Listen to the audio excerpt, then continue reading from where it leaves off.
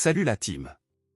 Bienvenue sur cette vidéo dédiée à l'un des moments phares de la CAN 2025, organisée pour la première fois au Maroc depuis des décennies. Imaginez, le stade Prince Moulay Abdellah de Rabat, bondé de supporters en rouge et vert, chantant à tue-tête l'hymne national. C'est le 26 décembre 2025, une date qui restera gravée dans les mémoires des fans de foot africains. Le Maroc, vainqueur de son premier match contre les Comores, 2-0, avec un but acrobatique d'Ayoub El Kabi, arrive en confiance. Les Lions de l'Atlas, sous la houlette de Wally Regragui, visent non seulement la qualification en 8e, mais carrément le titre à domicile. Leur série d'invincibilité impressionnante, 19 victoires consécutives avant ce match, sans encaisser le moindre but depuis des mois. De l'autre côté, le Mali, les Aigles, entraînés par Tom Saintfiet.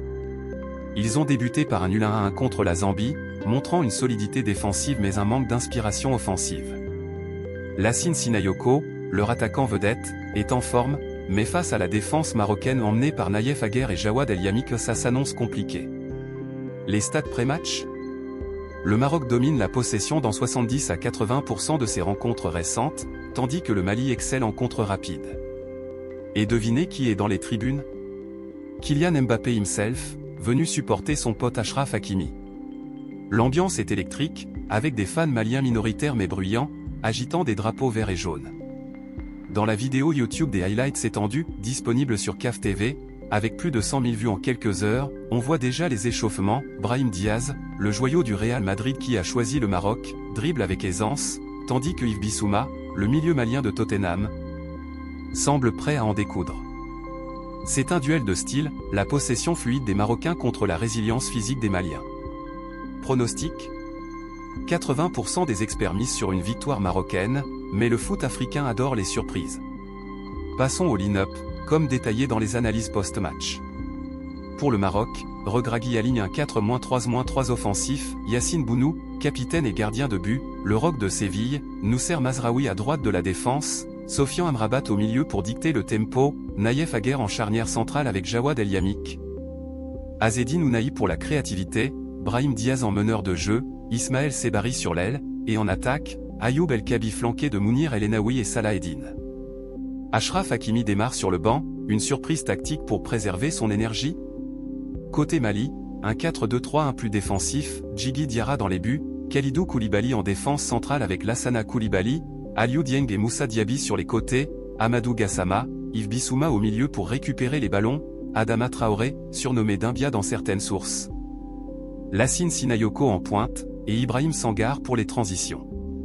C'est une équipe jeune et athlétique, avec Sinayoko, 21 ans, comme menace principale.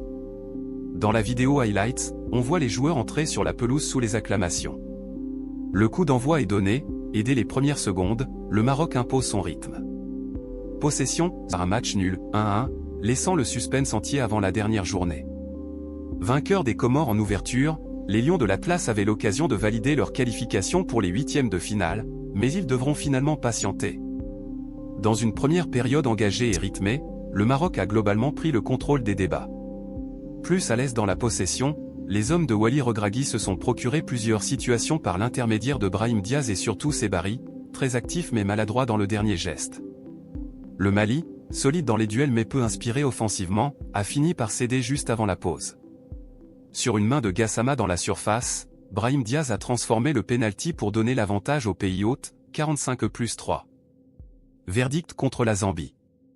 Au retour des vestiaires, le Maroc a manqué l'occasion de faire le break.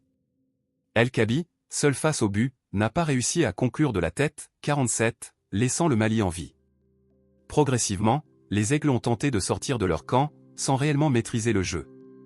Après une première situation litigieuse non sanctionnée, l'arbitre a finalement accordé un pénalty aux Maliens à l'heure de jeu, transformé par Lassine Sinayoko pour remettre les deux équipes à égalité, 64e. La fin de rencontre a été plus hachée, avec peu de situations franches malgré quelques tentatives marocaines, notamment une demi-volée d'En-Nesyri, 78, repoussée par le gardien malien. Incapables de reprendre l'avantage, les Lions de l'Atlas concèdent un nul frustrant. Avec ce résultat, le Maroc devra attendre la dernière journée contre la Zambie pour assurer sa qualification, tandis que le Mali conserve toutes ses chances de rallier les huitièmes de finale.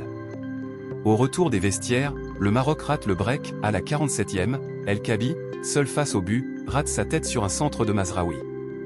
Erreur fatale. Le Mali, ajusté par Saint-Fiet, pousse plus haut. À la 50e, Bissouma récupère et lance Sinayoko, mais Aguerre intercepte. À la 56e, Amrabat orchestre le milieu, mais les passes manquent de précision. Puis, à la 60e, carton jaune pour Koulibaly, Mali, après une faute.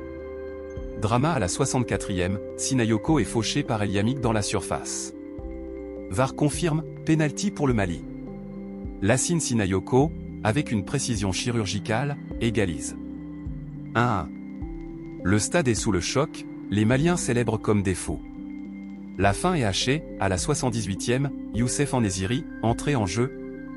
Les subs ne sont pas détaillés, mais assumons des changements pour rafraîchir, tente une demi-volée repoussée par Diarra. À la 85e, coup franc pour le Maroc, mais Benoun, peut-être un sub, tire à côté. À la 90+10, 10 minutes ajoutées, Diarra fait un arrêt réflexe sur une tête marocaine. Fin du match, 1-1. Tactiquement, Regragui a opté pour un pressing haut, mais le manque de finition coûte cher. Saint-Fiet a brillé avec ses ajustements, passé d'un bloc bas à une pression plus haute à payer. Atmosphère, intense, avec des chants incessants, mais frustration marocaine à la fin. Avec ce nul, le Maroc a 4 points, leader du groupe A, mais doit battre la Zambie pour valider son ticket. Mali, avec 2 points, garde espoir contre les Comores. Groupe ouvert, tout se joue sur la dernière journée. Historiquement, le Maroc n'a plus perdu depuis mars 2024, 0-0 vs Mauritanie, mais ce nul brise leur série de victoires. Pour le Mali, c'est leur 61e match AFCON sans titre pression max. Voilà, les amis. Un thriller avec des pénaltys, du VAR, et du suspense. Basé sur les highlights réels de la vidéo YouTube CAF TV, où chaque action est capturée en HD. Qu'en pensez-vous? Le Maroc va-t-il se qualifier? Laissez vos cosses, likez, abonnez-vous pour plus d'analyses CAN. À bientôt, et vive le foot!